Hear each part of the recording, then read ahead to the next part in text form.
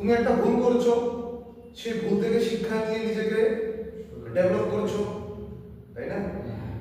তো সেই ভুল থেকে শিক্ষা নিয়ে যখন তুমি নিজেকে শুধরায় একটা ভালো কিছু করছো, এতে কিন্তু ওর জ্বলবে জ্বলবে কিন্তু, তাই না?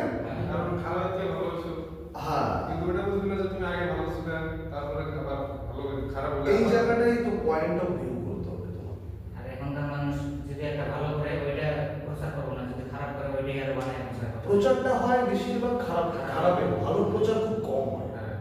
তুই দেখবি মোবাইলে রিলস দেখবি তো, দেখবি একটা বডি বিল্ডার ছেলে সিক্স প্যাক অ্যাপস খুব কষ্ট করে বানাতে হয়, তাই তো? ছেলেরা খুব বডি বিল্ডিং করছে, সিক্স প্যাক অ্যাপস বানাচ্ছে, তাদেরকে মানে বেশ খুব কঠোর পরিশ্রম করার পর ওই বডিটা কিন্তু গিফটেড। কিন্তু দেখবি একটা মেয়ে এরকম রিলসের মধ্যে খুব চুল ছড়াই দিচ্ছে, ওর দেখবি 2000, 3000, 4000, 10,000 ফলোয়ার। কিন্তু ছেলেটাকে প্রতিদিন রিলস বানাচ্ছে, একটু ভালো একটা মানে তোকে সমাজে একটা ভালো বলতেছে যে এই প্রোটিন শেক এইভাবে তৈরি করলে ন্যাচারাল সোর্সের বডি হবে, সেই জায়গাটা প্রচার কিন্তু কম।